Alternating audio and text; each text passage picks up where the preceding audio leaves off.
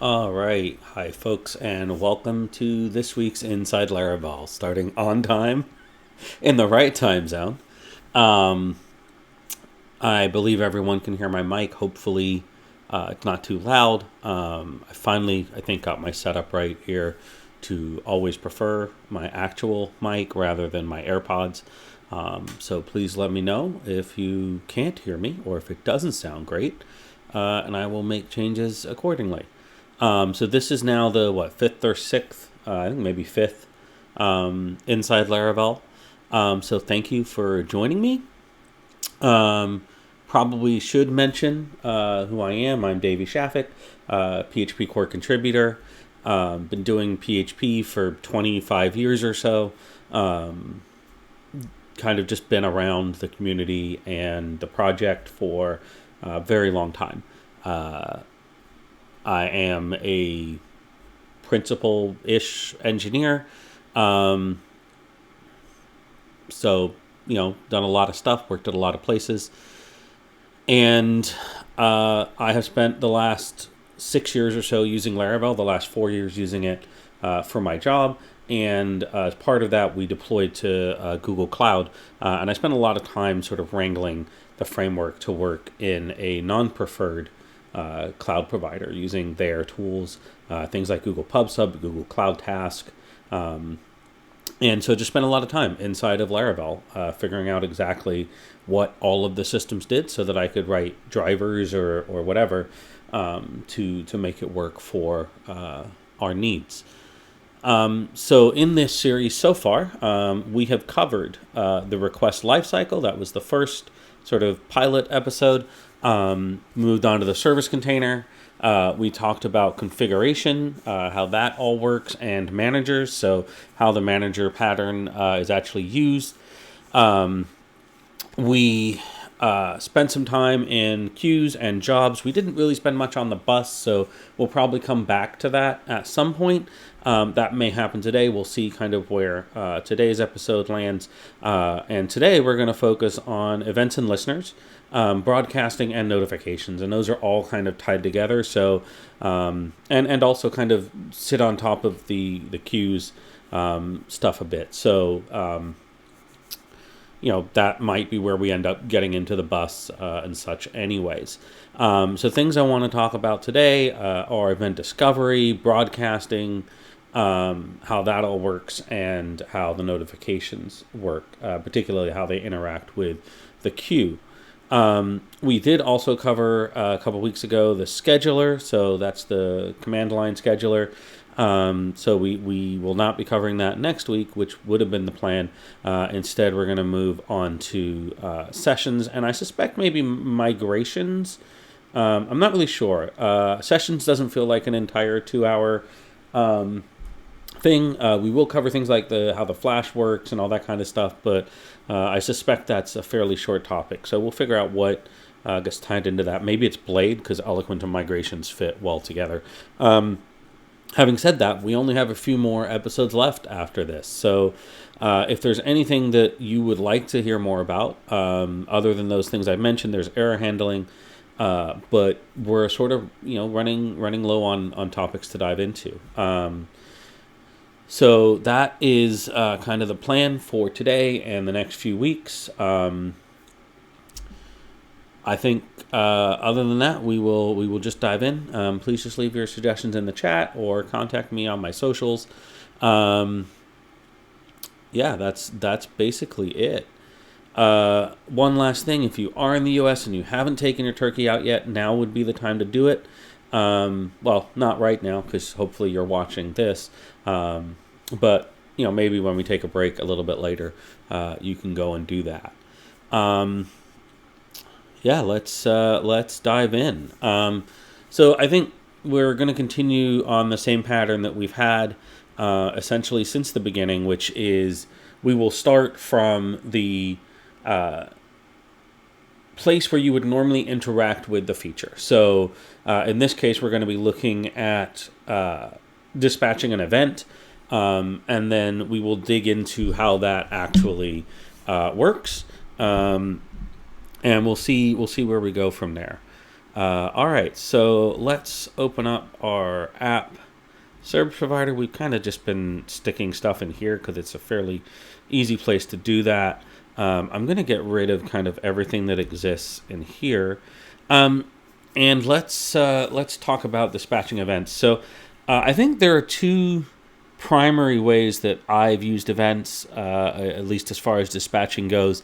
The first one is just digging into, taking advantage of the automatic events that Eloquent dispatches. So that'll be created, saving, saved. I think there's an updating and updated as well, and deleted. And deleting and retrieve. So I think there's multiple events there around the sort of CRUD life cycle. So that's probably the number one way that I've used events, because typically that's where I want to like those kinds of things, those actions are where I want to keep things off. Another one where I've used it, we use the workflow package from Symfony. There's a pretty decent Laravel plugin that will integrate that into Laravel. It also uses events so that you can hook into the different stages of the state machine as that is working through the workflow, which is pretty cool. But the other one that I think most people will use is custom events. And of course, the idea being that you have listeners that will just be executed whenever an event happens. And it's typically a one-to-many, or it's designed in a one-to-many workflow. So one event potentially has multiple listeners. I think fairly often we end up with just one, but that doesn't change the way things are executed. So I think we'll probably start off by creating an event. I'm just going to get rid of like all these extra imports in here that we don't need. So we'll just create an event, and we'll call it the test event. Now, there's a couple questions here, right? So should it broadcast and should it be on a private channel? So private channel stuff, that is going to be used for WebSocket events, right? So things that are going to go out over the WebSocket. I find it interesting that private channel is default here, because if you're not broadcasting it like over WebSockets, then I'm not sure that it should be private. I'm just going to click no on that. And that would just be the same as calling make event with no arguments on the terminal. So this is our event class. It doesn't do a lot, right? By default, this is a very, very slim class.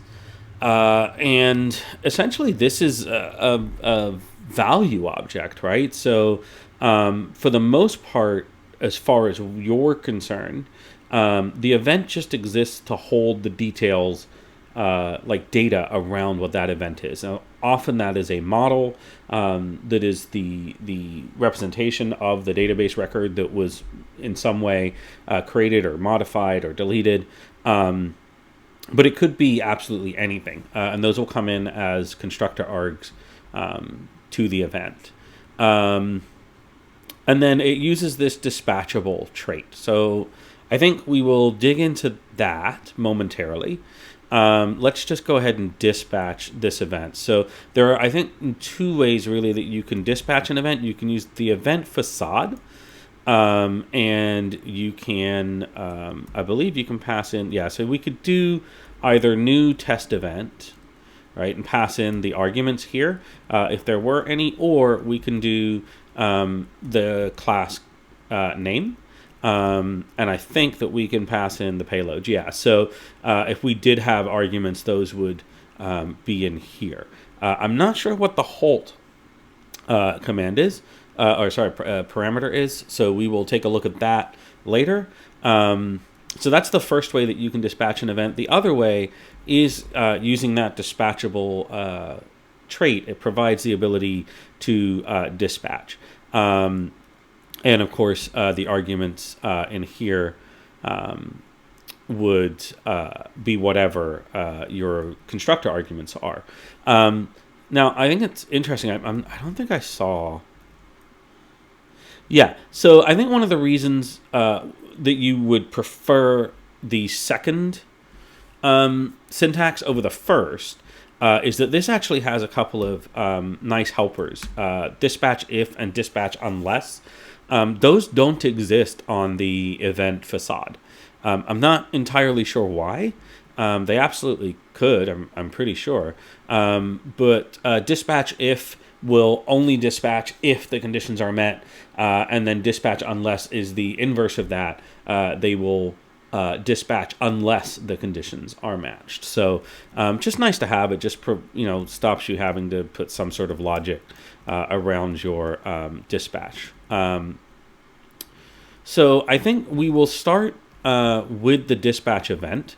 And the reason, the dispatch method in the trait. The reason I want to do this is because ultimately I'm pretty sure this is going to wrap around the event dispatch.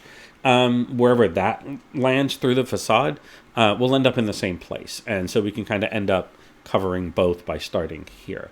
So let's take a look at the dispatch method. So this is coming from our dispatchable trait. So if we go back to our test event, we're using the dispatchable trait, and it has this dispatch method, which doesn't do a lot. It calls the event helper function and just passes or creates a new static instance and uses funcGetArgs to go ahead and splat out any arguments that are passed in. Now, you might wonder why not use a variadic, right? So they could absolutely do something like this. The reason you wouldn't want to do that is those would be required. That's kind of the only reason why you would want to use funcGetArgs.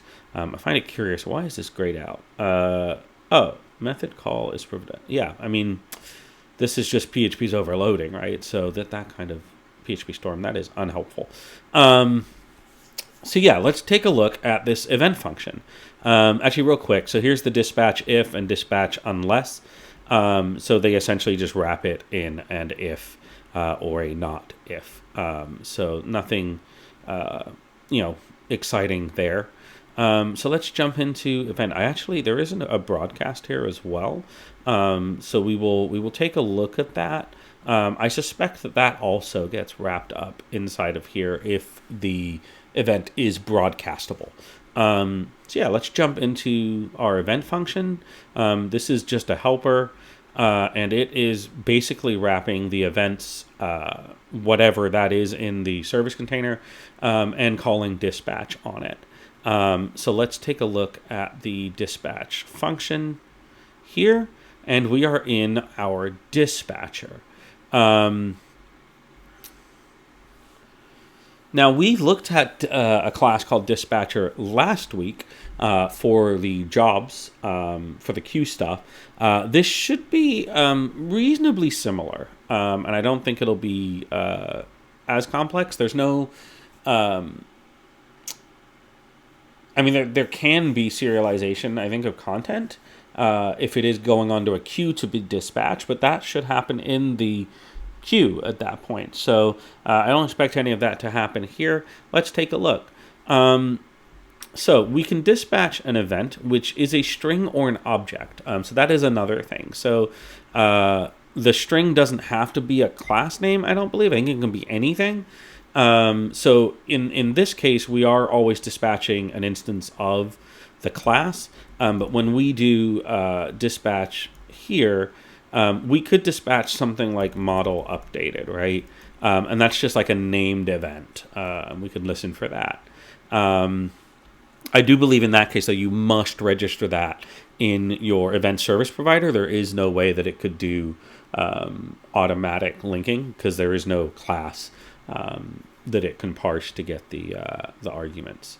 All right, so let's take a look. So this is the dispatch method. When the given event is actually an object, we will assume it is an event object and use the class as the event name and this event itself as the payload to the handler, which makes object-based events quite simple. Yeah, that's fair.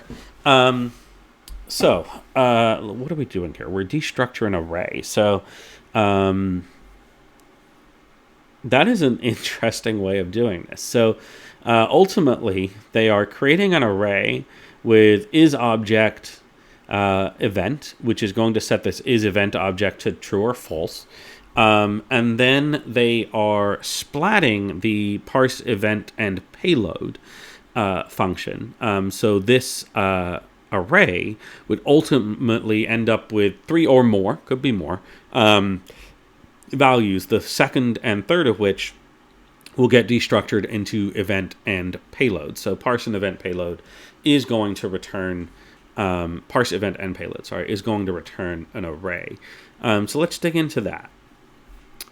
So interestingly, there is another call to isObject. So if it is an object, then it's going to return the event as an array. So that's the payload. And then get class as the event name. And so that, does that actually match up with... Oh, that's interesting. So it's flipping them. Is that even going to work? I mean, it must, but I would have expected those to be the other way around.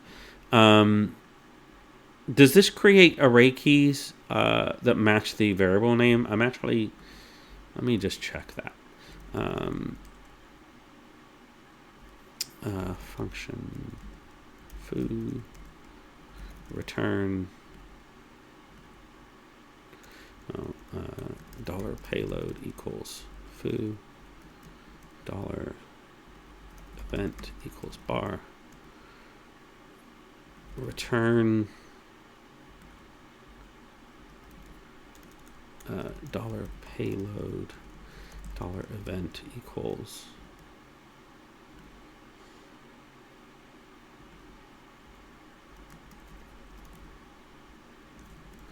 just do that. That's about equivalent. Oops. Why do I have an error there? I have an extra. There we go. Okay.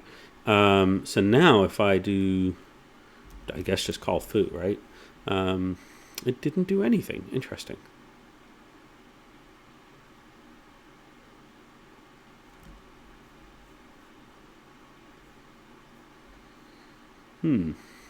This isn't returned either.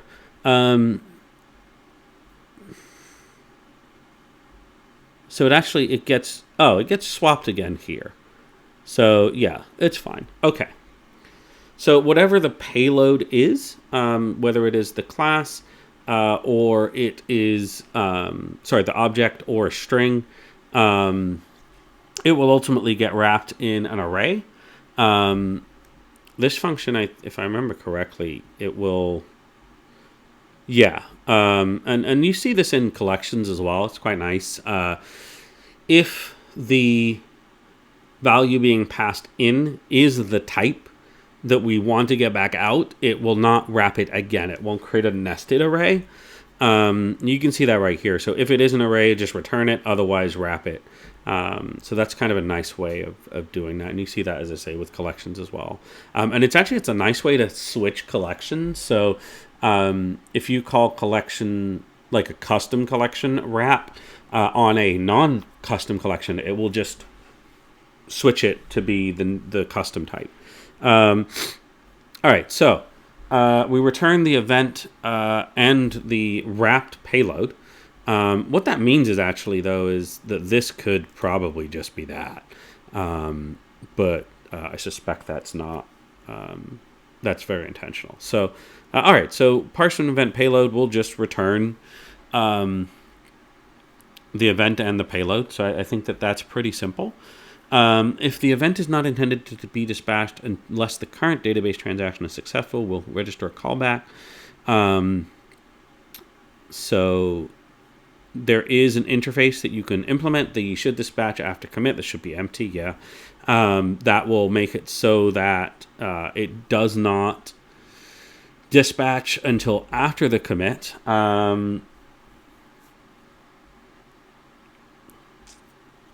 So if there is a transaction manager, add the callback. There is the potential that this doesn't return it doesn't return a transaction manager at the point where you're dispatching the event, like it hasn't been created yet.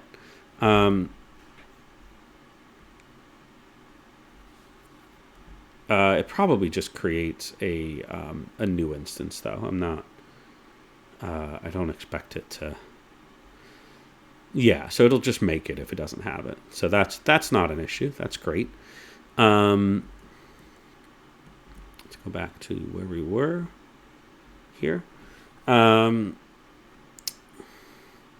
then, yes, we add the callback, and then we return null, right? Otherwise, it is going to invoke the listeners. So I think it's important to understand at this point that events are synchronous. We don't, I think, necessarily think of them that way because they feel like they're not.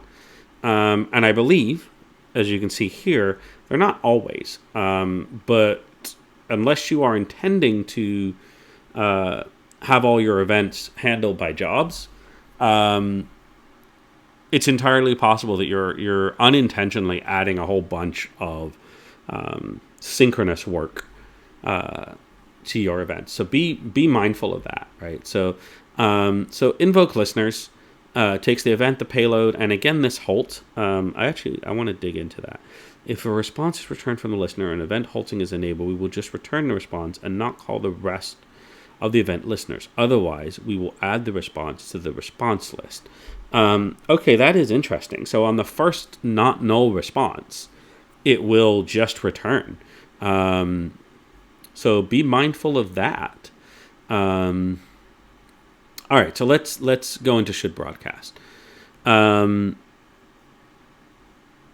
So if the payload is set and it's an instance of should broadcast, this is another empty, not empty. It has the broadcast on function. I believe there's a default implementation of that. Not 100% sure though. And it will call broadcast when. So essentially, you get to decide when the event should be dispatched. So I think also important to note here is saying that it shouldn't be broadcast doesn't mean it won't get executed. It just stops it from being a broadcasted event. I think that's a little unintuitive, not something I would have really given a lot of thought to. So to be clear, if your broadcast on returns, or broadcast when, returns false, then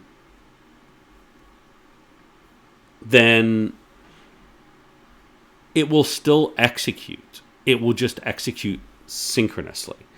That I think is really important.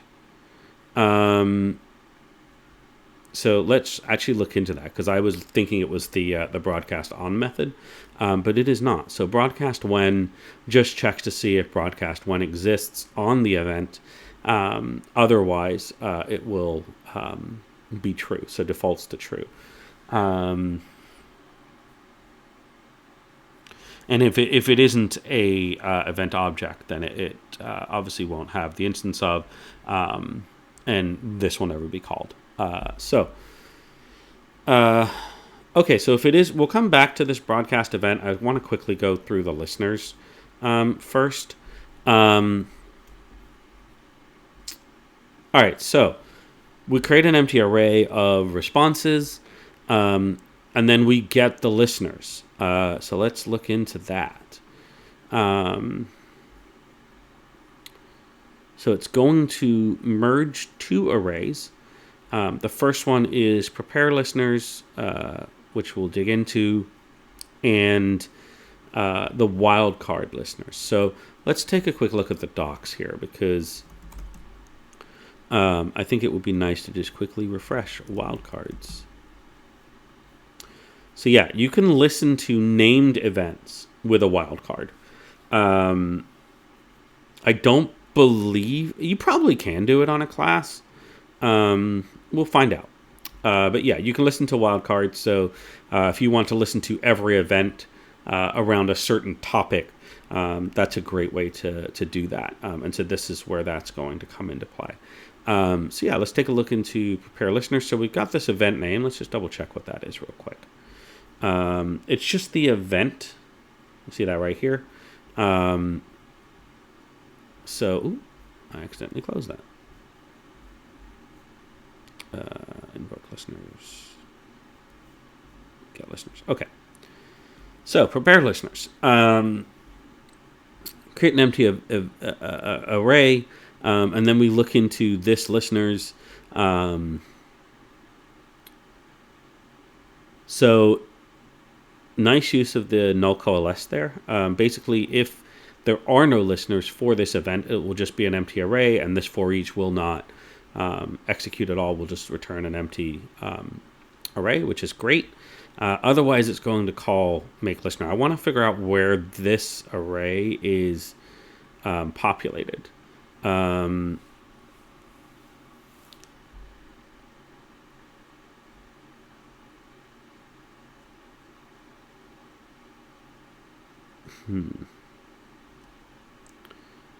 is unclear.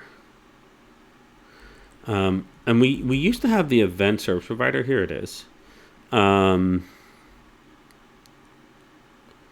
this is this is the Laravel event service provider. So obviously since Laravel 11, I think this went away. So it's going to create a singleton. This is that events class that we saw earlier. So if we go back to here, this is what's getting resolved, right? The app events.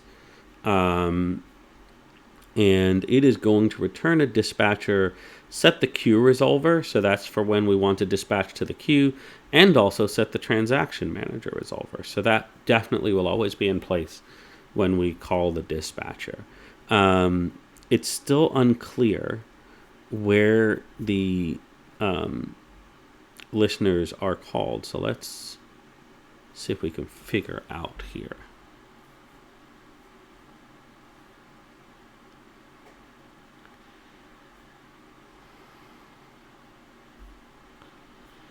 I'll just open it up this way.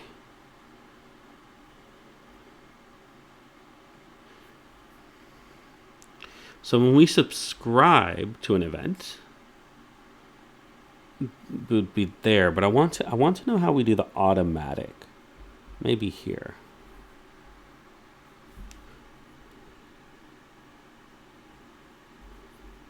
Where is that in? Provider repository. So that's going to be when providers are initiated.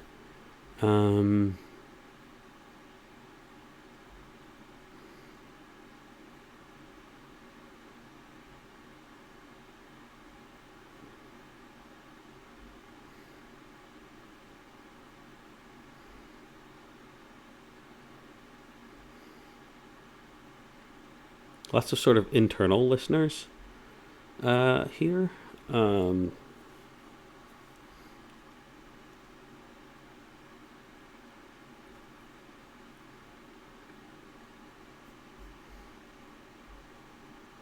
That's in the dispatcher listener. We talked about that. I'm not sure where this is being called. Let's look for this one. Here we go. No.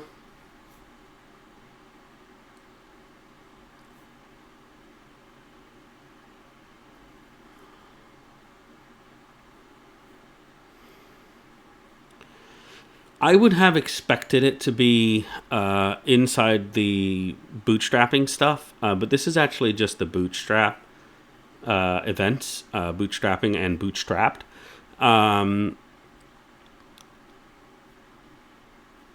It's not here. These are very specific listeners. So it actually is probably inside of this right here, this register load events, maybe.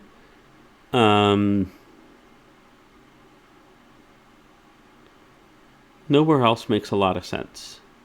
So let's take a quick look at that.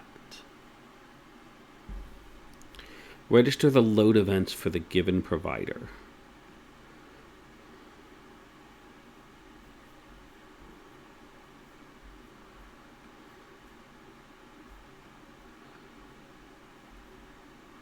Should definitely cover providers. Like this manifest stuff looks interesting. We're not going to dig into that today.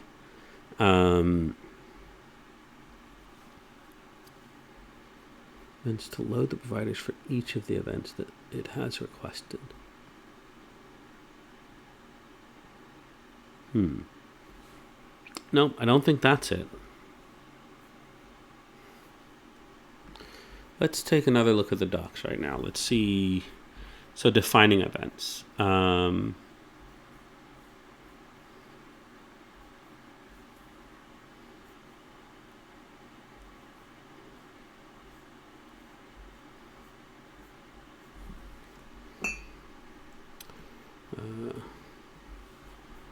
Registering. This is what I want here.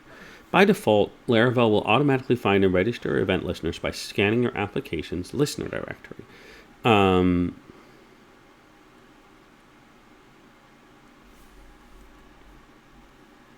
So let's take a look at this with events here. We'll dig in there. So let's go back to our app service provider. Not the app service provider, the Bootstrap, right? And by default, it's not even called. So we'll just add it in here with events. And what does that even take? Oh, okay. It's not a function call. Let's just do that for now.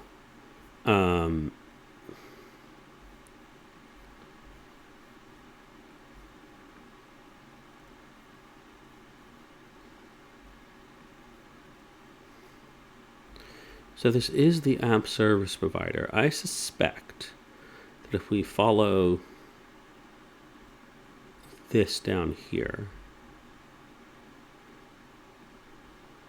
figure out where this is being used.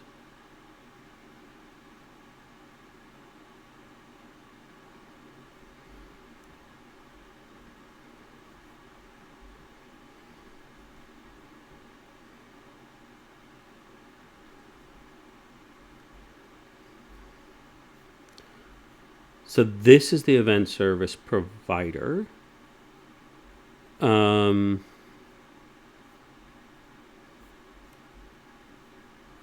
Which we were already in. No, there's two of them. Okay, so hold on.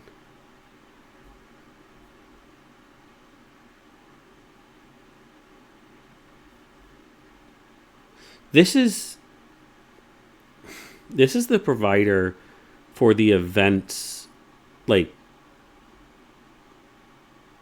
dispatcher and such. Whereas this is the one for our events, finding our events. And this is where those events are discovered. It does cache those, which is great. I think that didn't used to be the case because it used to say that like you would turn off event discovery in production. That used to be a thing, and it doesn't seem to be anymore. So I think that you could cache them. That's why you would turn. No, you would have to define them in the event service provider. So I don't think they used to be cached. I leave event service discovery on.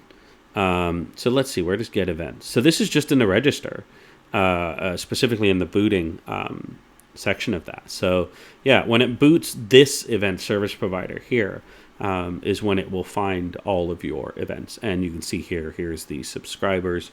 You can also have observers. So okay.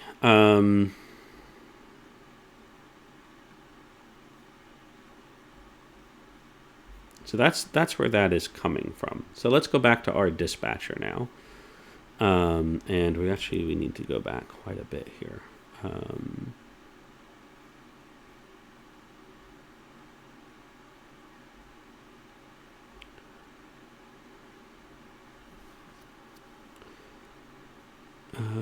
Okay, we're going to have to maybe go back and start here. So event dispatch, we were in here. invoke listeners. Okay, this is where we were. Okay, so this is how the listeners get essentially to here, is through that event service provider. So it will find all the listeners for that specific event. I do want to go into the wildcard listeners.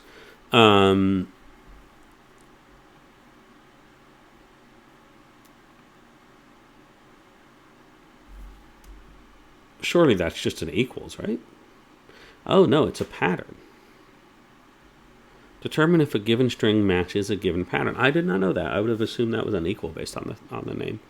I would like string matches or something would make more sense to me, which I think is the pre-reg stuff. So this is not. I don't think it's using regex, is it?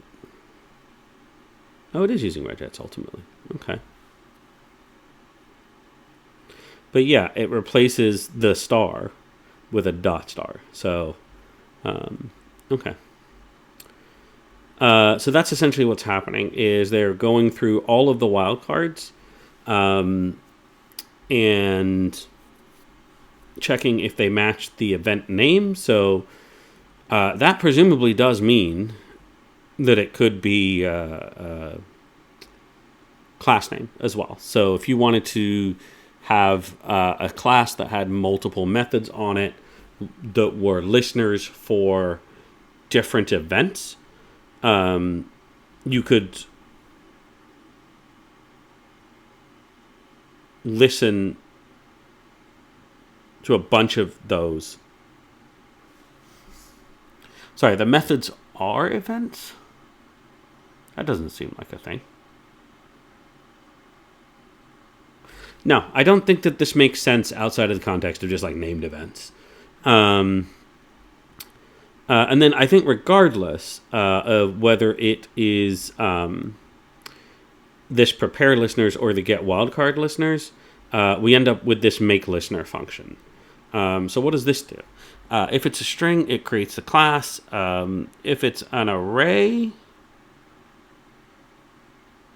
Okay, so this is if it's using... that's interesting.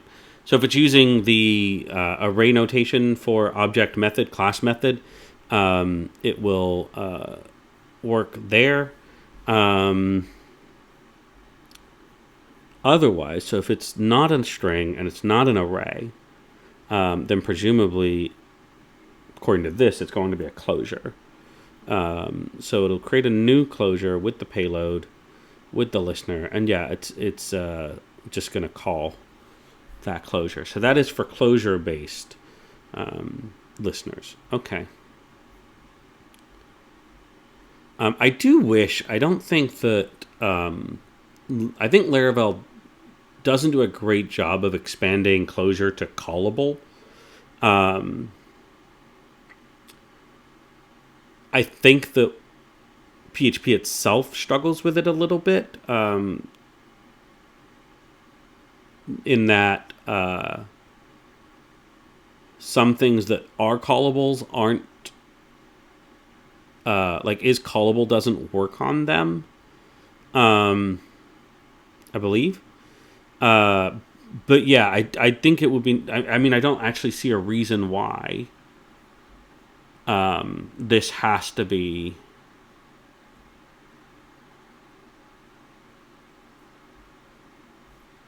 because like this, just to be clear here. So if this is an array and the first key, 0th key, is a string, presumably it's going to create an instance. And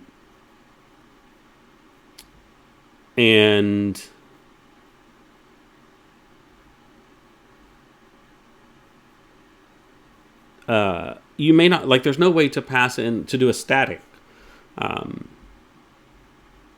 callable is kind of what I'm getting at here. And it's not great. What you would have to do is create a closure and wrap that static call. And that seems unnecessary. So let's get back to, I don't know where we were.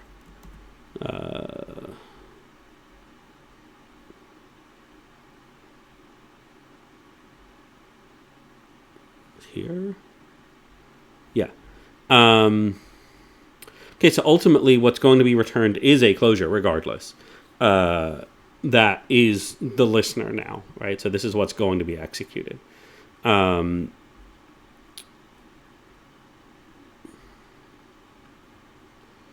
if it's a wildcard, then it passes in the event. So you do get the event and then the payload, where if it's not a wildcard, you get just the payload.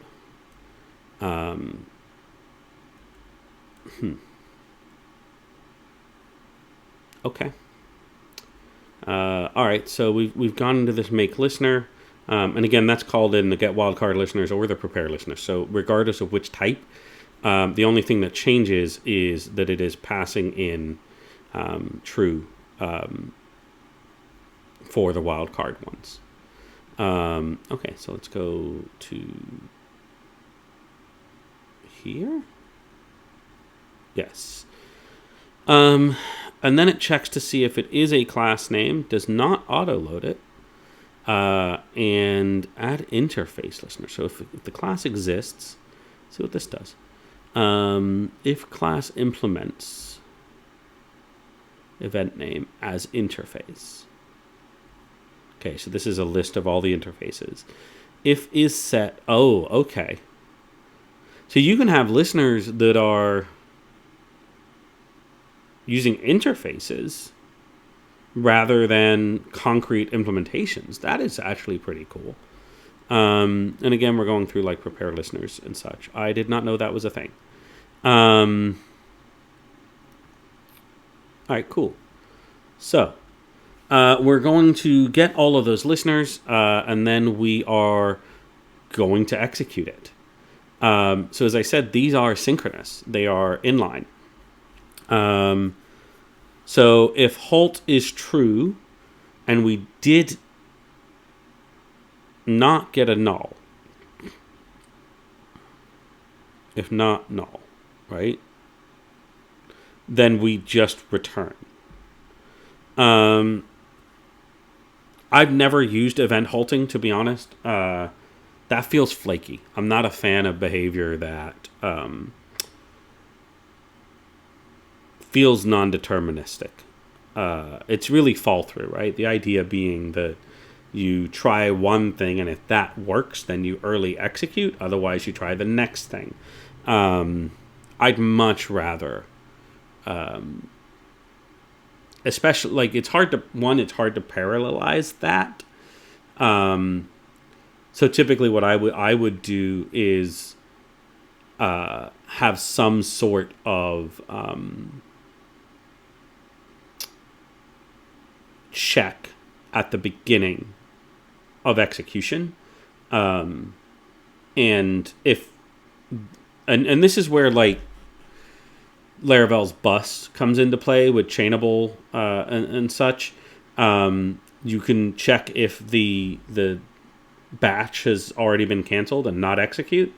So that's one way of doing that. Now, of course, that doesn't help if they are actually running in parallel, and they're all kind of executing simultaneously. You essentially have a race condition on that, has the batch been canceled. But I would just take the first one. Like I would just run them optimistically. And if we do more work, then that's probably fine in a lot of cases. And I would probably prefer to have the job dispatch some other event on failure and have something else pick that up and dispatch another something, run a different job that does the failure case, right? I'd rather do it that way. But okay, let's assume that we're not using halt. If the listener returns with a false, then it will just break out as well. So there's two ways now that we can get out. Either you're halting on the first non-null response, or you're essentially halting on false. Otherwise, we create a list of responses. Now, interestingly, if halt is true, well, I guess that makes sense. If halt is true, then the only possible response at this point is null. So we don't return an empty array. We also just don't return the responses, though. So they're all null, though, right? So I think that makes sense.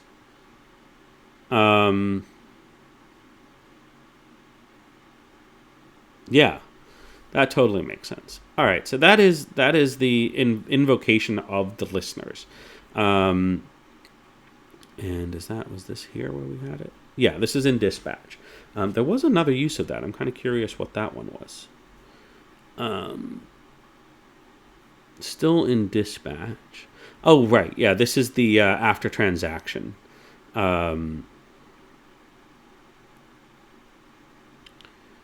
So it is the event that should be dispatched after commit. So yeah, okay, that makes sense. So that's all of the dispatch here. I do want to go back now and look at broadcasting. So we're back in invoke listeners here, and we looked at should broadcast before. So if it implements the should broadcast interface and broadcast when returns true, then it's going to broadcast that event. And so broadcasting is when it's going to go out on the queue, right? So this is kind of a great way to federate out your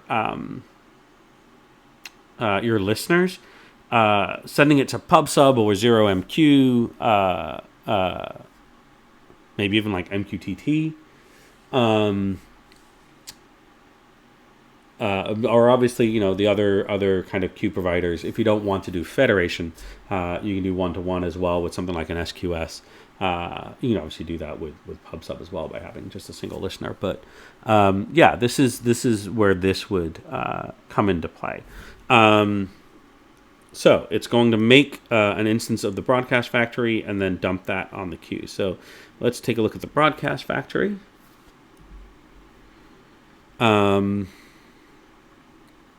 So broadcast manager. Okay, so this is just another manager.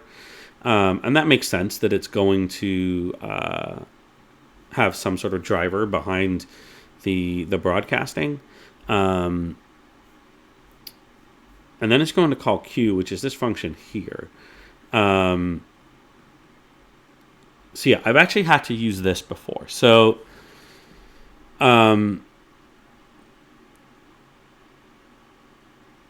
it is possible that events will broadcast at the end of the request. That is, in fact, the default.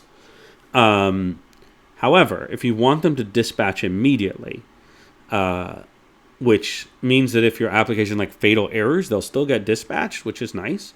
You can either implement the should broadcast now interface, just an empty interface that extends should broadcast. You can implement them both, I guess, but no need. Or if it's an object and has the should broadcast now method and that is returning true, then it will use dispatch now to broadcast that event. This clone is kind of interesting here. Not sure, maybe to avoid references so that it can be cleaned up. We'll jump into that a little bit later. Otherwise, queue is null, and it will look for the broadcast queue method, or the broadcast queue property, or the queue property. So there's a lot of ways that it can get the queue. So that's just going to return the queue name. It will create a broadcast event, which it is also doing up here, and again cloning. I wonder if I can. I'd love to know why there's a clone in here. And then if it should be unique, it will create a unique broadcast event. So this ultimately gets thrown away if it should be unique, which is annoying. Like if it's going, why not just move this down here?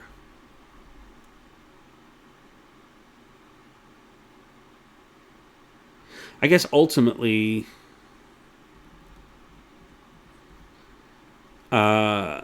If this is false, then it's not going to return, and you still want this event down here. Okay, that's fine. Okay, so let's we're gonna assume it's not unique for now. It creates the queue, sets the connection based on the event connection. That is the only way it gets the connection, and then it pushes it onto the queue. So we looked at this last week. This push on is ultimately a wrapper around. Yep, this one here. Push with queue being put in as the last argument. And I did actually put a PR up that got accepted to where these were being called before in the dispatcher, the queue dispatcher. They're no longer being called, so just clean that up. That got merged into the 11 branch. So, but not here. That doesn't change anything that happens here. Sorry. So let's get back to here. So yeah, this now just goes out on the standard like queue pipeline. It could be, probably should be, a separate queue from your job queue, but it might be the same queue provider. So it could be SQS, it could be PubSub or whatever. Under the hood, it could be the same thing, just a different queue. It could also be a completely different provider. So you might, for example, want to use Redis for your event queue because you might be running Redis locally. You don't want the sort of network overhead, or you just want that performance. Or it could be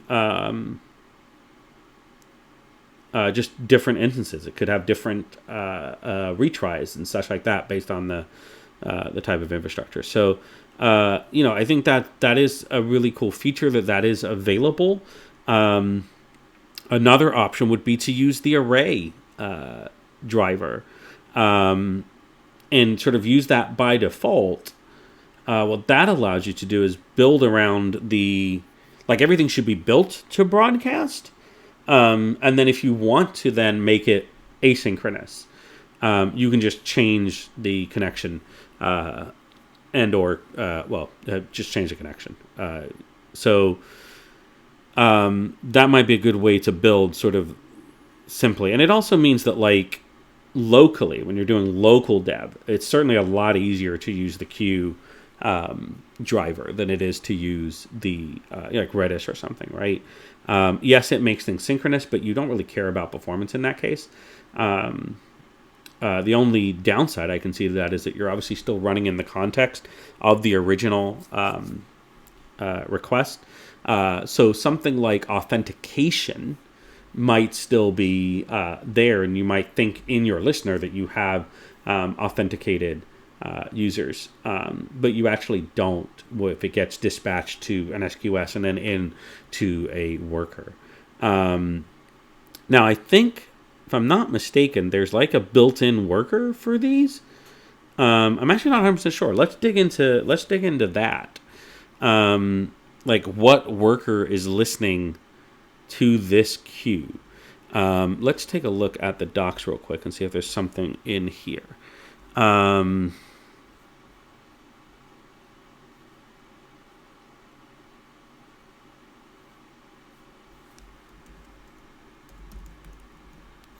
Yeah, it's going to be over here in broadcasting, right? Broadcasting events.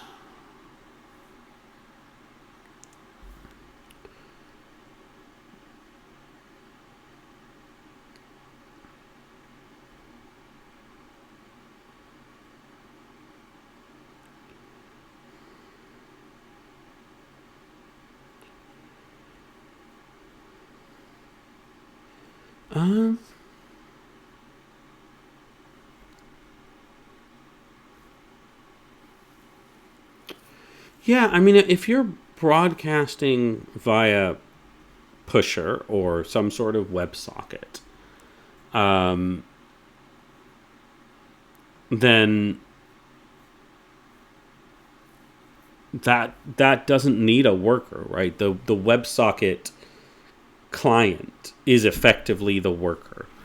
But I'm not sure if you can change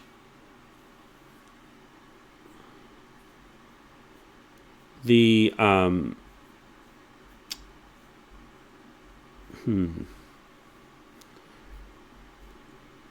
it's definitely in here. Like, this is kind of where this all lives.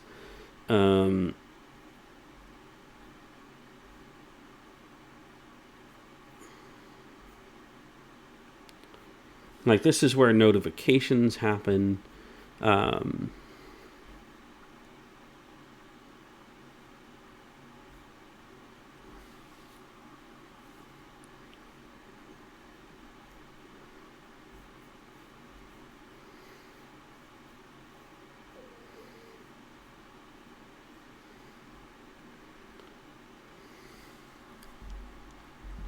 So we did use this broadcasting mechanism for doing PubSub. And so what it did is create a channel, a driver that broadcast to PubSub. And then, of course, at that point, it's PubSub's job to decide where it's going to send that. And in our case, that was HTTP because it's Google Cloud PubSub. So it would just make an HTTP request to because we were using push model. So it would make an HTTP request to our a certain set of web servers. If you're doing pull, then that's going to just be a worker.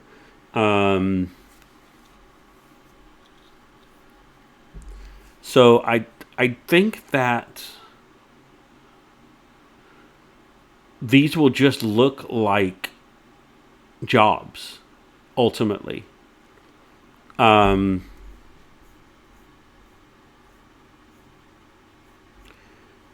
I guess unless you're using a custom channel driver, then the expectation is that it's actually going to broadcast on WebSockets, pretty much.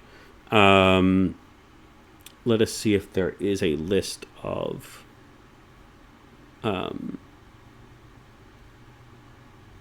yeah, I think it's just kind of these three, right? So Reverb, which I believe is WebSockets. Pusher is absolutely, I don't know Ably. Yeah, still just WebSockets. So I think that's kind of the expectation then. Around events is they are either local and synchronous, or they are broadcasted using WebSockets. But I think that using something like a PubSub is really cool and interesting. And I don't see why. Well, hang on. So going back to events. I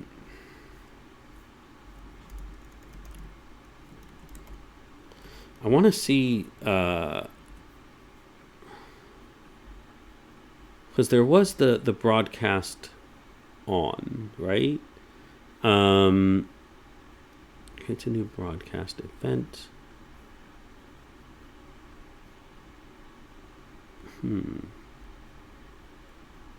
Where does that ever get called, I wonder? Let's look into the this here. Right here. Here's the handle. Oh, so is this is a job? Ultimately, right? Because it's queuable. I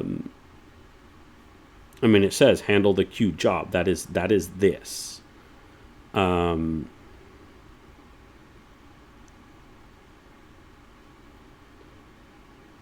Okay, so that is a little interesting. So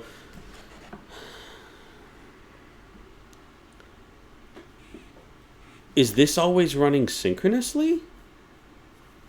Well, no. When does this job get listened to? Like when is the worker for this job executing?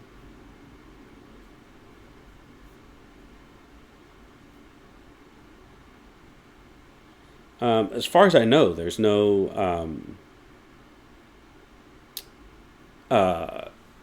artisan command for listening, like setting up this worker. Um,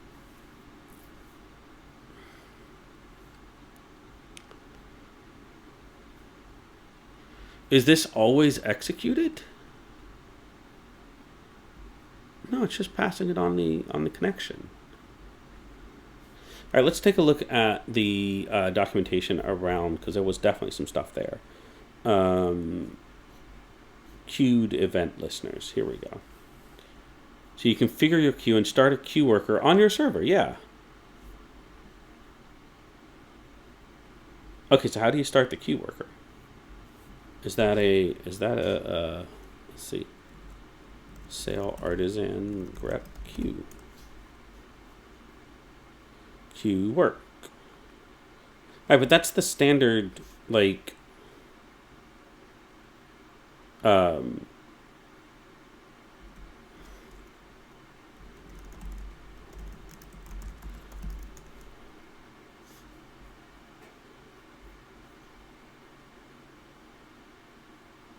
it should have a name, right? So I guess default being the default name, it would just put it on your default queue, like if you don't specify one. Um, so you'd have to create a worker for the, like in this case, the listeners queue, right? Um, so that I think is important. Um,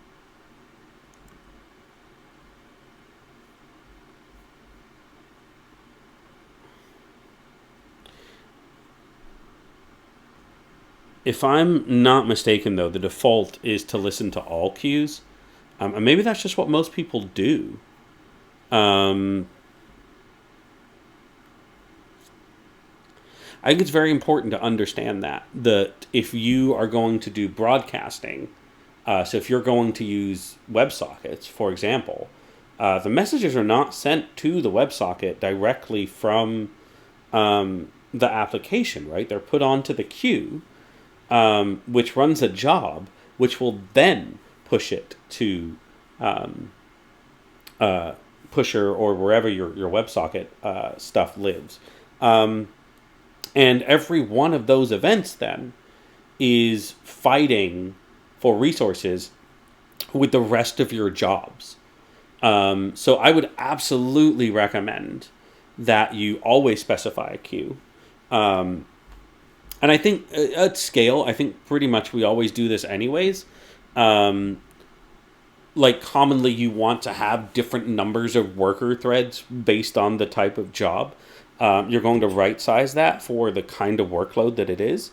Um, but that does mean that if you are doing that by default and you don't set up one for your listeners, then you're not going to have a good time when it comes to broadcasting events. So I don't think the documentation does a great job of explaining that. Um,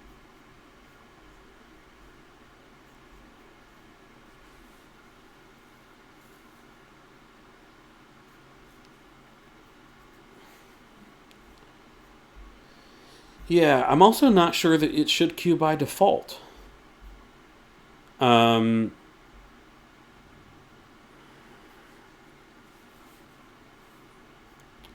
I think that there is configuration, right? So let's go to .env.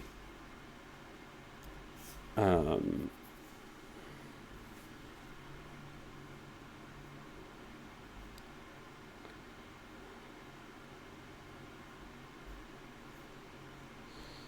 so I believe this is the one that matters, right? Um,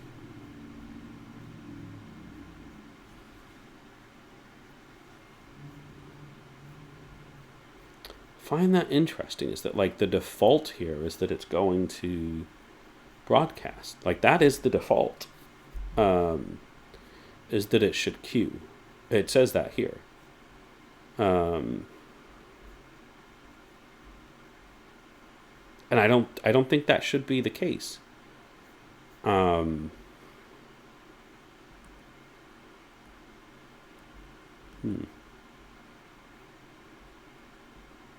That's, I guess, a preference thing, but like that's fine. Um, all right, let's go ahead. Let's go ahead and actually. There's one more thing we wanted to look at, which is, excuse me, the unique stuff. Do we want to look at that first, or do we want to just dispatch an event and take a look at it? Because I'm kind of curious now. So my event, it says by default it will have should queue. So let's go ahead and do that. Implements should queue, which is not should broadcast. I will note that.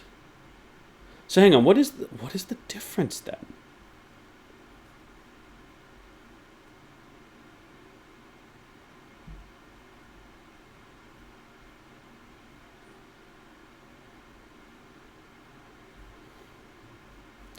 We're in here. So by default it should queue, but shouldn't broadcast. So if we're in the dispatcher,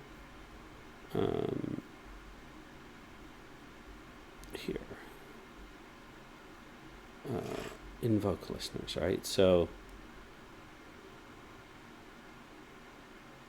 if it doesn't implement should broadcast, then it will not broadcast. But it will still go through here and still go onto the queue? Is that really what's going to happen?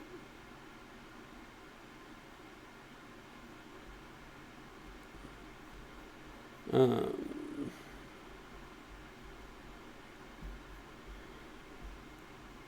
think we need to dig into the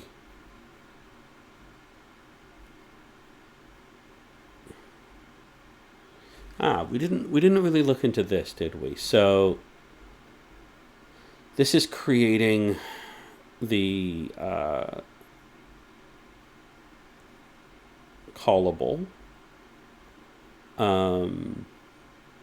Interestingly, no check to see if invoke is defined. It's kind of assumed that if the method doesn't exist, then it will just use invoke. That's a potential for an uncaught fatal, right? And then handler should be queued, should create queued handler callable. These are some long method names. Okay, so hang on. Handler should be dispatched after database transactions.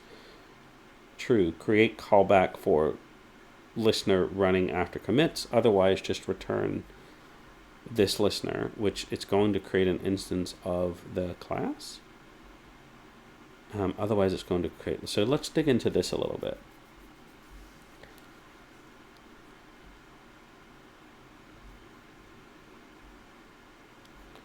So we're in the dispatcher. This is the queue handler. So create listener and job.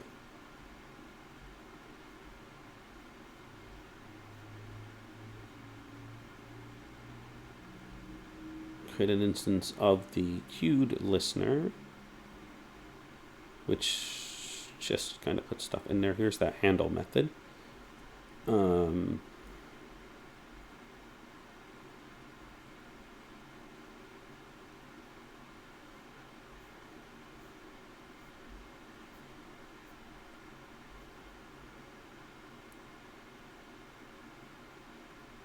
So is there two different jobs? There's the broadcasted ones and there's the queued ones. And this one will create an instance and execute the method, right? The other one will broadcast it instead.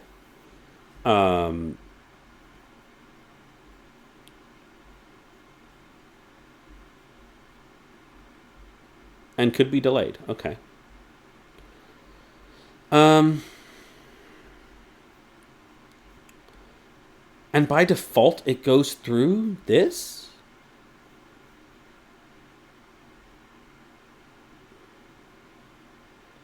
So if you're not running any workers, your events don't work? That doesn't make sense. I don't believe that for one moment. And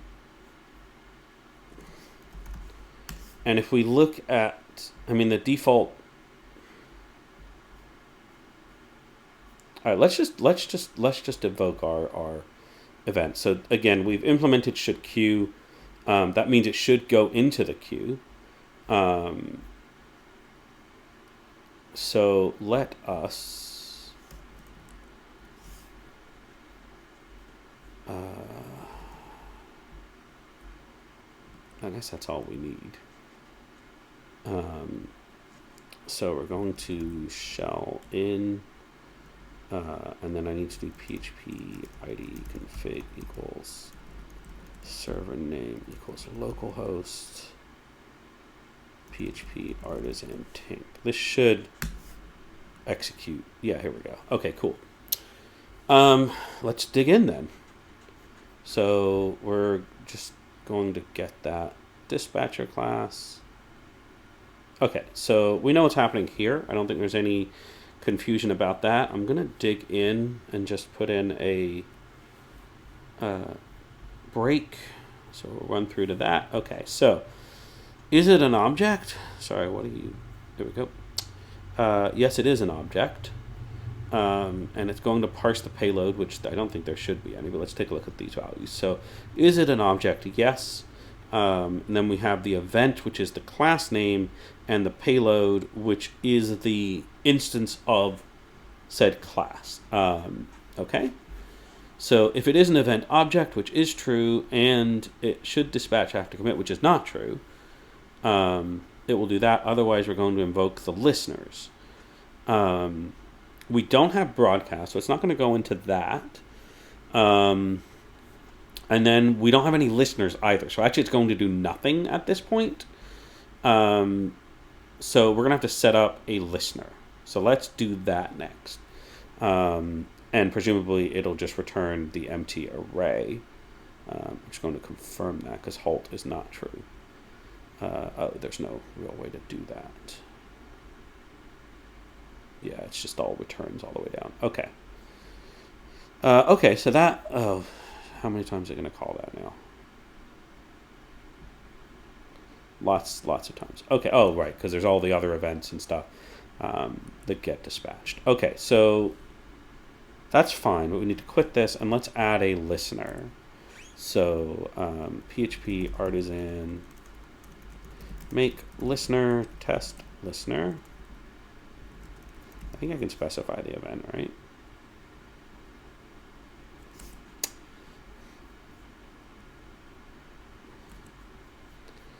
Yes, -e test event.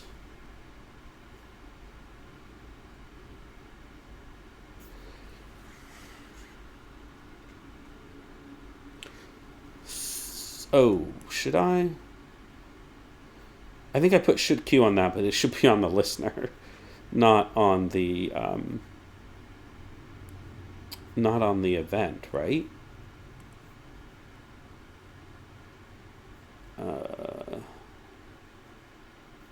Queued event. Yeah, I'm pretty sure that it's supposed to be on the, not on the event. That's my bad.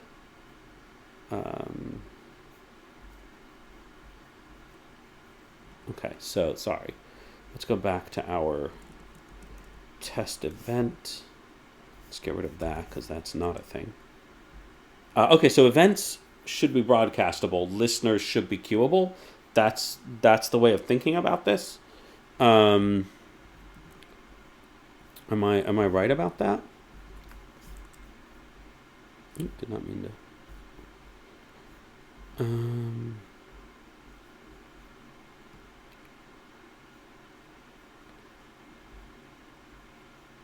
Yeah, that's the key to that. And we sort of knew that. I don't know why. Okay, let's just create this event. Just want to let this run through. Okay, so we have our listener. Does not add queuable by default, so I think the docs are incorrect there, because I'm pretty certain.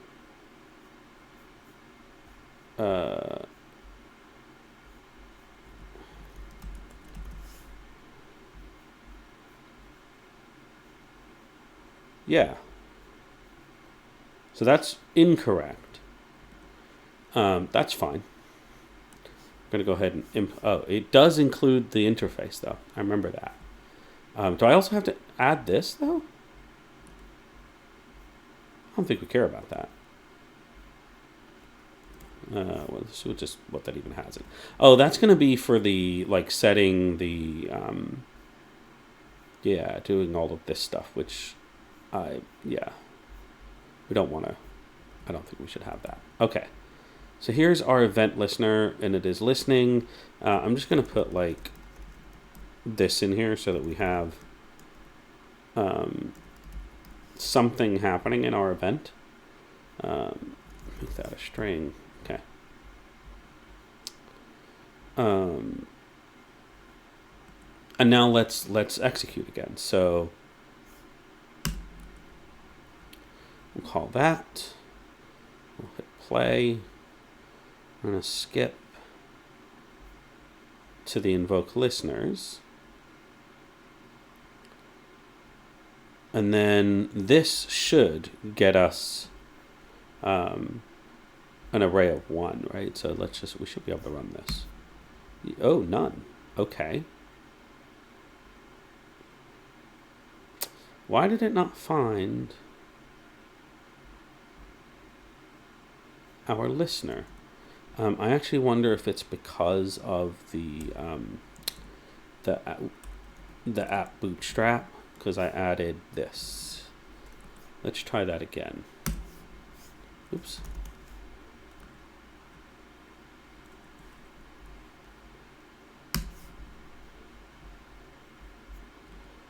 Okay, where is my IDE? We'll play. We'll put another breakpoint in here.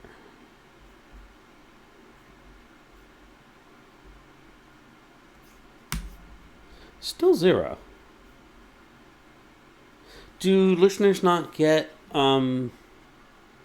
registered when using Tink? Is that a thing?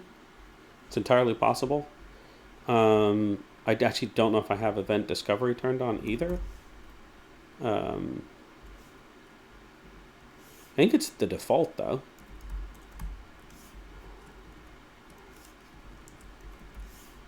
Yeah, there's nothing even in here. Let's go to our config. Yeah, I don't even have an events config here, so I'm pretty sure that's the default. Let's go back to, we know where these are registered, so let's take a look at our event service provider here. So,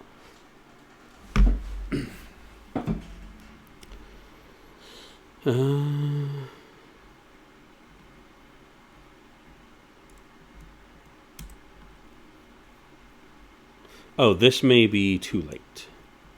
Oh, it might be because it's in the app service provider and it's too early.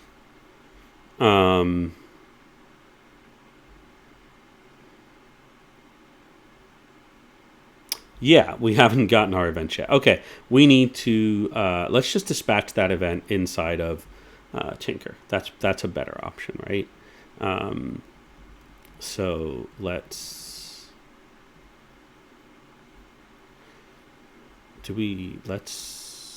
put an xdebug break in here, and we'll also put one. Oh, well, we can't do that. In the constructor for this, let's just do that. Okay. I think we need to have a statement here to break on, so we're just gonna leave that in there. Okay, so let's now cut and paste that, and okay, so we are breaking here now, which is great. Now we have events, and we found our test event, and it has our test listener in there, so that is good. And nothing else should happen kind of at this point. These are going to be the, you can see here, like the artisan starting events. So I'm just going to let all those play through. And then we are going to dispatch. And here's our break. And if we hit play, we're now in here. Okay, so now we're kind of where we expect to be. And this time, I'm going to say that this does, in fact, return. Yes, there's our 1. Okay, so that's where we went wrong. We did it too early. So note, cannot dispatch events in the app service provider. All right, so we're going to get our listeners. And that listener then is a closure, which is the one that got created down in here, right? Inside of prepare listeners, make listener. It's going to be down in here. So, sorry, where are we? Here? Yeah, okay. And then we're going to execute it. So let's jump into that. So, so it created the callable.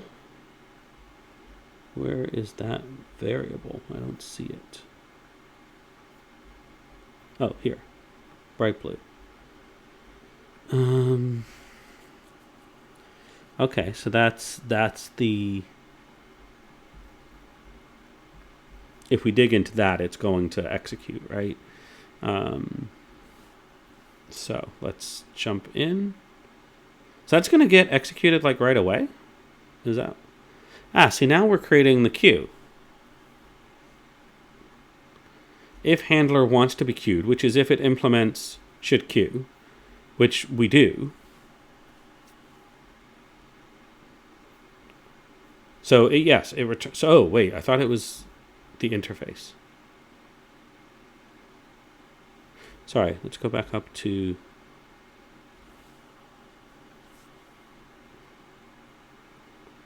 That defaults to true. Interesting. So whether or not the interface is implemented, it's going to go ahead and return true. That's how I read that. And then it's going to throw in the queue handler. So I'm going to remove the interface and try that again. Let me just go back to, wherever this was called. I'm going to put a breakpoint in there for next time. Okay. Create listener and job. So this is our listener instance. This is our called queue listener job. And then it's going to deploy onto the queue, which is null, and the job, which is this one. So it's going to just deploy on the default queue, right? Does it get executed? Is the question. And I think the answer is going to be no. Let me go to our test listener because I need to put an xdebug break in here. And my queue is set to the database, so I should actually see... I don't know how to... let's just see here. Sale... I'm using MySQL. What am I using? Probably SQLite, which is a little frustrating. No, it is MySQL. Okay. So sale MySQL should work. There we go. Show tables. Select star from jobs. There's our job right there. So yeah, it absolutely got thrown on the queue. And then what is... I mean, that's then going to... Like, so any queue worker should be able to pick that up. So if I do sale artisan queue work, I'm sorry, was there a specific... Yeah, it's just on the default queue right here. So if I run this, it should actually break. Yeah. Oh, well, that's frustrating. Let me...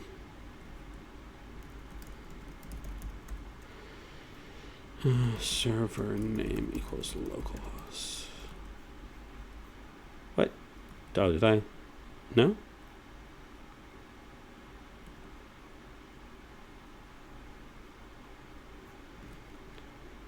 Oh, because it's running in sail. Right, yep, okay, sail shell. PHP ID config equals server name equals localhost sail. Nope, just PHP artisan queue work. So now we're in here. Yeah, so, well, this one is just our starting. And at some point we should... what was that job again? I want to actually pull that up. Call queue handler.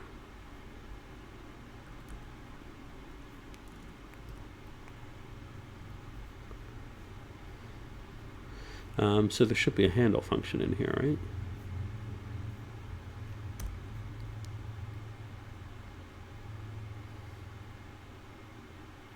There is not.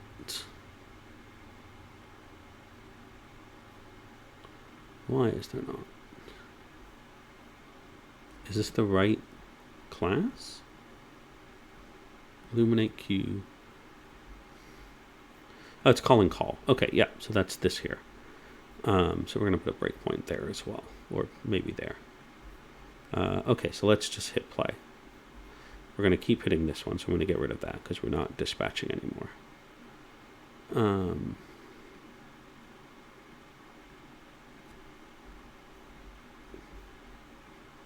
Okay, so here we are inside of that call queued handler, which, is expected. Our job then should have the record. So here's our test listener.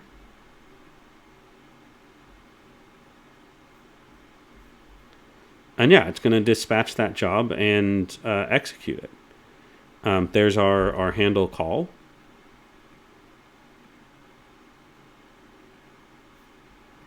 So yeah, okay, so getting back to sort of defaults and expectations here. So based on the docs, like I said, it seems to me like it would add it by default. It does not.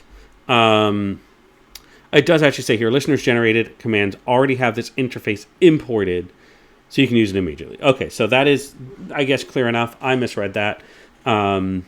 It certainly sounds like it's added by default, but that is not correct. So be careful, right? So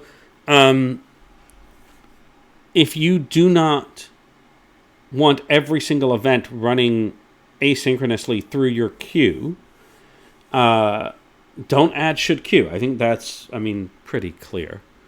Maybe that doesn't need to be said, but I'll say it anyway. But that's cool. Okay, so by default then, it dispatches that call queued worker, or call queued event, worker. And of course, jobs are like self-contained, right? This gets hydrated into that instance of the object, and that's how it knows what to execute. So if you don't add should queue, then it will not queue. But if you do, then it will. You can define an optional method, which is, I think, should queue, which will dynamically decide whether it goes on the queue. So maybe a good reason for that, like why you would want to do that, is let's say it's sending out emails to a list. Maybe you have a check. If it's 5 or less, you just do it synchronously, and if it's more than that, then you send it out asynchronously, right? Could be something like that. Otherwise, it will just do it in line. So I do want to double check that. We did talk about if we have no... it wasn't there, it's on the listener, right? If we have no should queue, what happens? So let's check that real quick. We're going to dispatch that over here. I need to restart this. Yes. Okay. Events dispatch.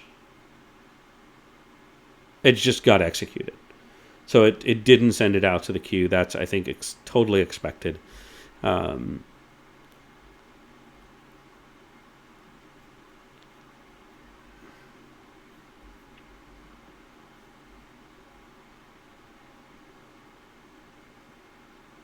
That is interesting, actually. So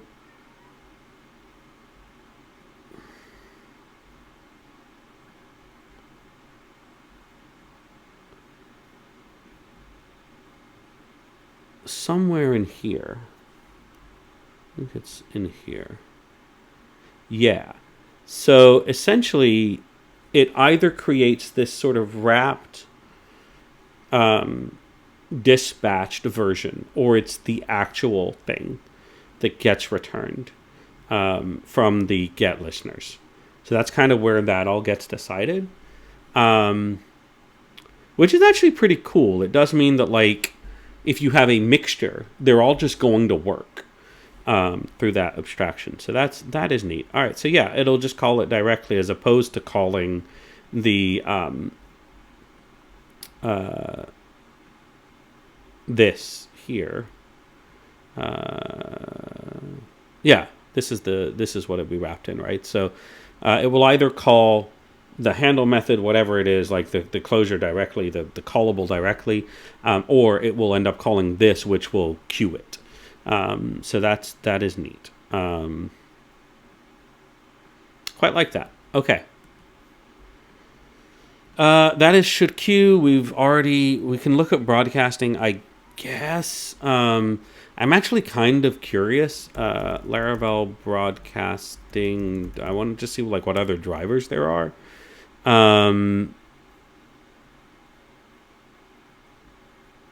So here's somebody talking about creating a driver for sending them out via API. And this is essentially what we did, just to PubSub, Google PubSub. So that's pretty neat.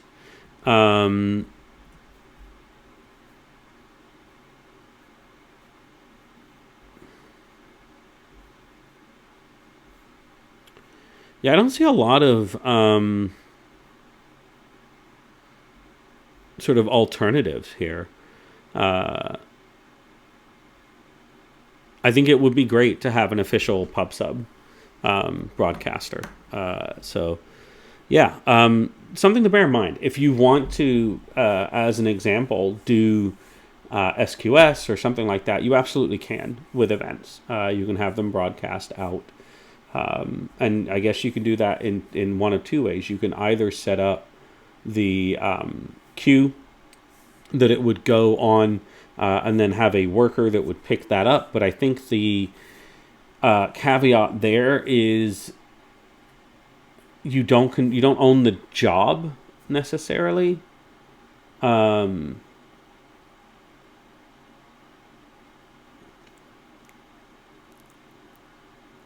I'm trying to decide why you would want to use broadcasting, and maybe this is a mistake that we made. Why you would want to use broadcasting to PubSub rather than just use a PubSub queue, and I can't really think of one, to be honest. Yeah,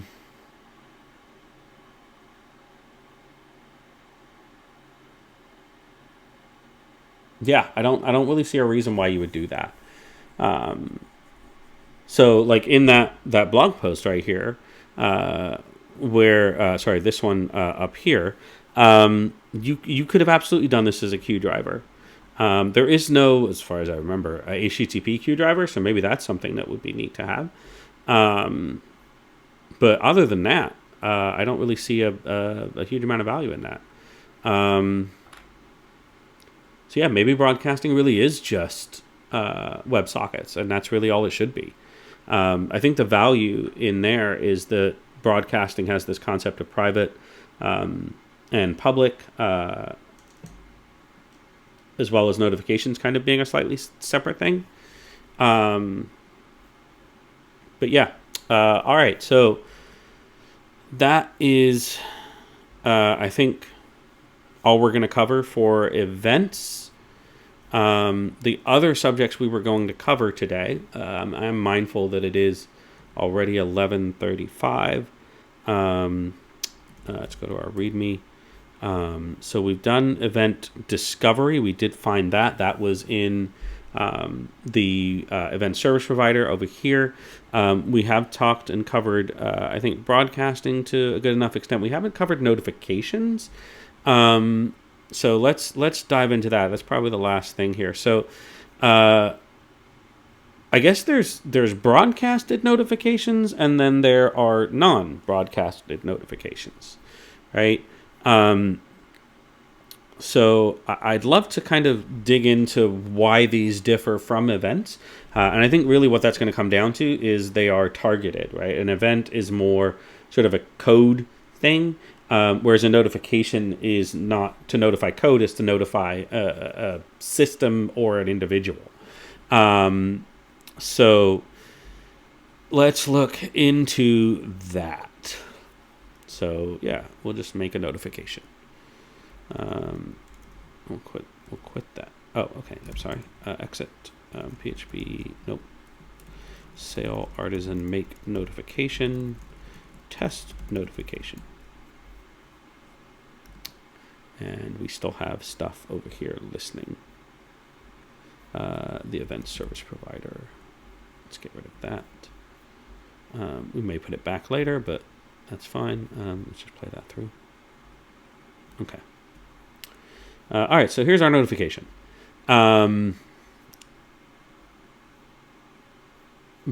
Has the queuable trait, but does not implement should queue. So we know what that means. I find it interesting that events don't pull this in by default. Although we didn't create our event. Oh, sorry. Again, it would be the listener, right? We did create that by using Artisan instead of Laravel ID or whatever it's called. All right. So, how do we dispatch a notification? I've forgotten.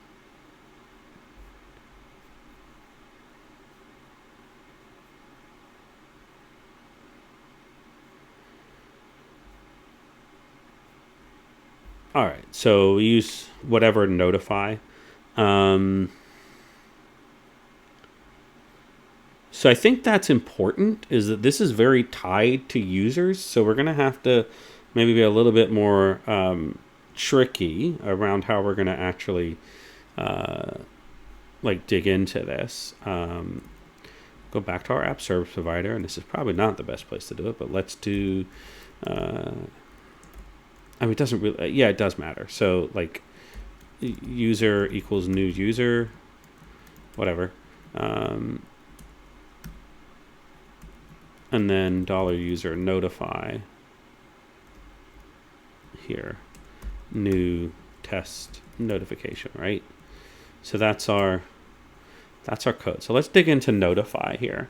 So it's just right around the dispatcher here. Which dispatcher is this?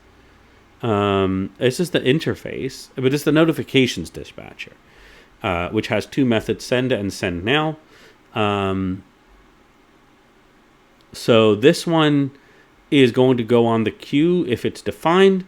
Otherwise, it's going to be synchronous, I'm sure, and will just be essentially an alias of send now, but with more work. So the implementation here is the channel manager. And this is how it's going to figure out where it's going to send it, presumably. Because obviously you can send, emails and text messages and whatnot. And that is separate from queues. It's separate from broadcasting.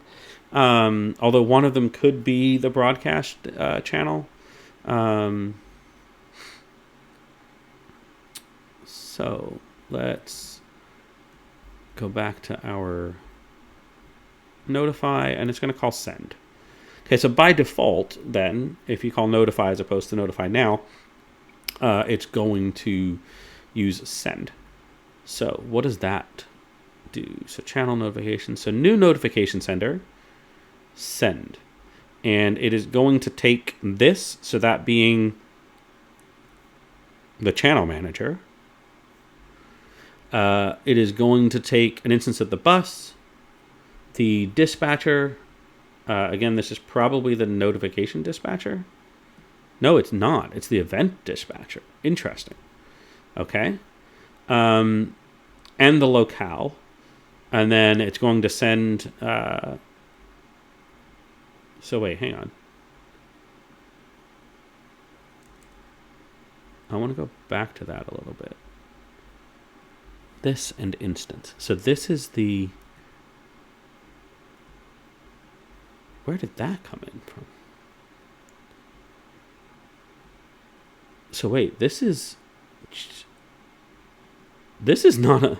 Okay, so this doesn't really do anything. It just basically has database notifications and browse notifications. So this is the one that we're looking at.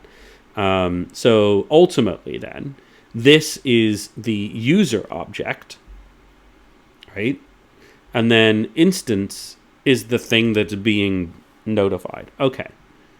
So going back to here then, notifiables is who is getting notified, and notification is the notification. Okay. Let's look at the notification sender. So this takes all of those arguments that we just talked about, the bus, the events, etc. And then it calls send. So it formats them, and if it should queue, it queues it. Otherwise, it sends it now, which is what I was saying earlier, is that kind of one is a wrapper of the other. I am curious if this ultimately is sort of more directly... so notify now, send now. No, it's still going through like that whole thing, so...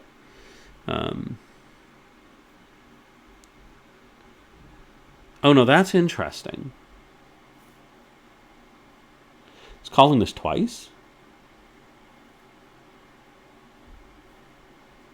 Well, we'll see what that does. That could be not great. Like, potentially that should be moved up. All right, so let's take a look at format notifiables. So if not notifiables is not an instance of collection and is not an array, return true if this is true. So if it is an instance of the model, create a model collection. Otherwise, make it an array of whatever it is, and then return notifiables. So it's not a big deal, but I would still really like it not to do it twice. And then we'll leave the queue stuff out of it for the moment. So we cloned the original notification. Wonder why. And we clone it again.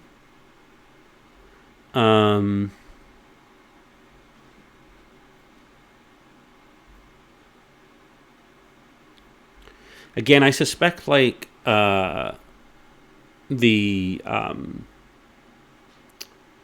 main reason that we use cloning is to dereference stuff.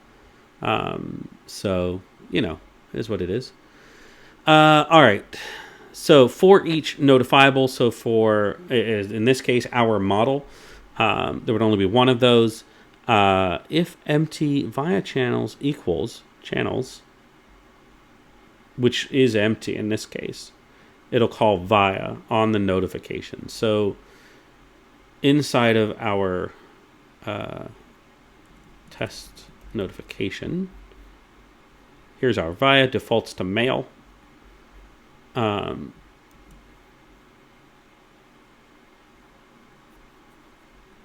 Otherwise, if it's empty, so if there are none, we just continue. Otherwise, with locale, so I'm guessing this is all for like localization stuff, right? Creates a UUID for the notification ID, and then for each channel, if the notifiable is not an instance of anonymous notifiable,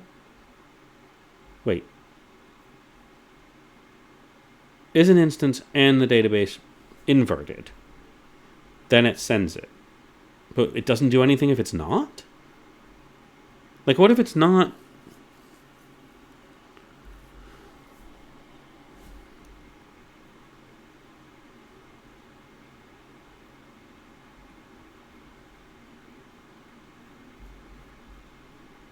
What if it's not an instance of that?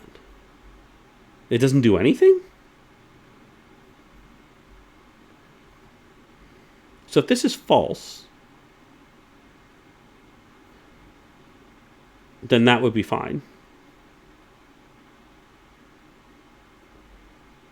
If this is true and it uses the database, this has to be true and this has to be false for this to then be true. Okay. Send to notifiable. All right, so this is where we're going to do all the driver stuff. So whether or not it should send the notification, you can implement a should send. Throws an event. That's cool. And then it will create a driver. This is the manager, so that's this channel manager we looked at earlier. So that'll be email or SMS or whatever. And of course, you can have custom drivers, or there are, I'm pretty sure, plenty of community ones. And then it will just send it. And then it dispatch another event. I want to dig into the drivers, but what I do want to go back to is up here. Where we deal with the queue, right? So queue notification. I'm expecting this to be quite similar to the events stuff. Notifications can have their own middleware. I did not know that. I don't know if that's even mentioned in the docs. It is. Cool. This makes a ton of sense. So rate limiting on things like Slack notifications, etc. That is cool. All right, so this then is the job, the send queue notifications, right? Yeah. So this is going to be very similar to the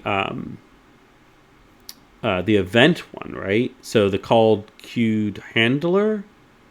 Yeah. I think they're basically playing the same role. So yeah, this is our job. Which means that somewhere in here's the handle. Yeah, so now it just gets converted into a send now. And that does not surprise me at all. So that's kind of all there is for notifications. Because we're essentially just in the queue at this point, and I think that's fine. Again, it does mean you need to have a queue handler. It makes sense. If you're going to queue notifications or you're going to queue events, you need to be running a queue worker. But that does mean be mindful, because I do think that we expect, based on sort of just groupthink, that events and notifications are asynchronous by default. But if you are not running a asynchronous queue, or you're not marking them as queuable, then they absolutely are not. I know that with the latest Laravel 11 releases, there was the additions of the defer, I think it was called. Defer. Yeah, like here.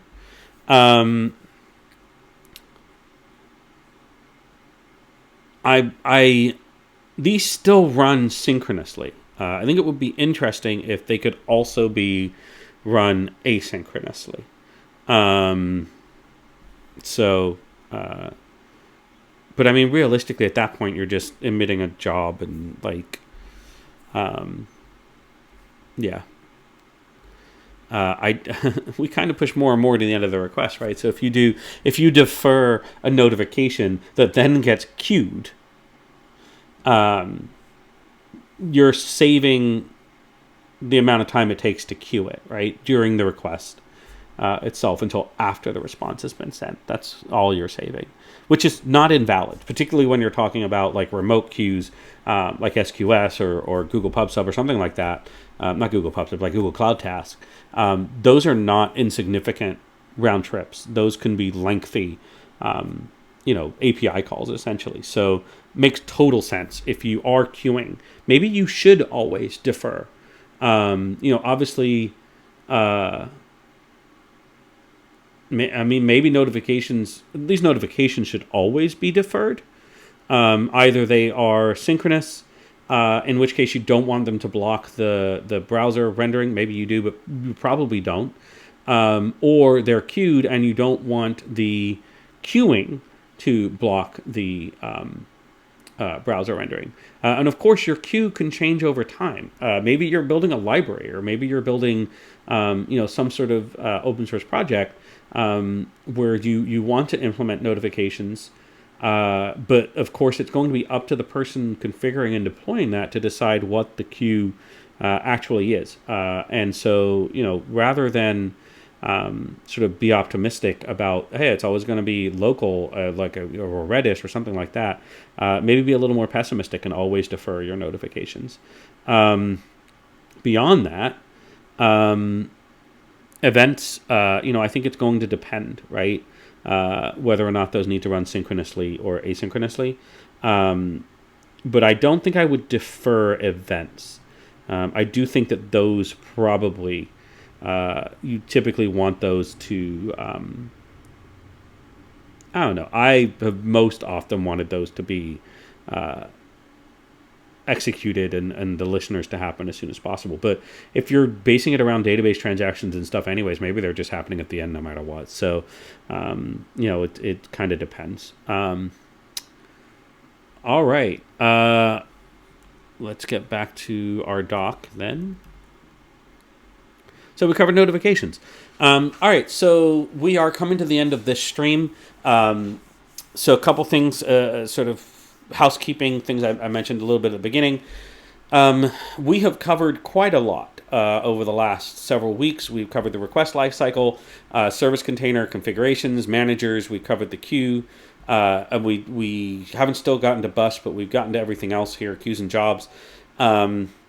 We talked about events and listeners and broadcasting and notification. We talked about event discovery. We covered the scheduler a little while back. And so next week we are looking at sessions and probably something else. Maybe Blade makes the most sense to put in there because I really want to put Eloquent and migrations together, although Eloquent itself probably is quite a big subject. So maybe migrations end up being kind of its own thing. So maybe what I will do is I will cover Eloquent next. And then we'll end up with kind of these three together, Blade, migrations, and sessions as sort of a catch-all, maybe even error handling. So we could only have 2 more sessions left at this point. I would like to continue live streaming. So I would love to know what you want to know more about. There's certainly other parts of Laravel that I haven't gone into. I was thinking that I would maybe start just digging into some of the slightly more esoteric stuff, like maybe the date facade and things like that, and recommending some best practices and showing how all that works. Because there are some really neat stuff actually with the date facade, the ability to have sleeps not affect your tests, right? So some cool things there and reasons why you should be using that. So please do let me know what you would like to see next. And then I guess final piece here is I am available for hire. Probably should have mentioned that more than once during this series. But if you are looking to hire and you think that my skill set would be great, then please do reach out. My socials are all on the stream page thing, so you'll see it when I kind of close the stream out. But basically just D Shafik everywhere except here on Twitch where I'm Davey Shafik. Once again, thank you for your time. I do appreciate you. If you have any questions or anything like that, I'm gonna just pop out and get a drink, and then I'll come back in a few minutes and see if there's anything that people want to talk about. So once again, thank you for being here. I do appreciate you. That's it.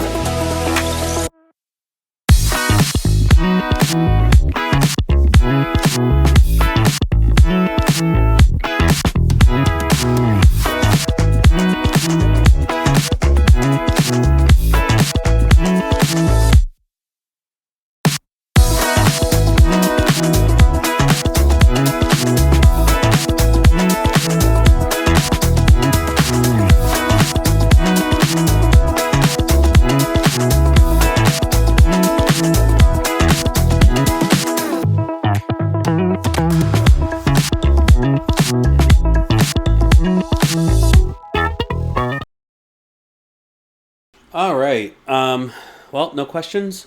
So, yeah, just thanks all. Please do reach out if you do have questions. I guess the one thing that isn't mentioned here is I'm on the PHPC Discord.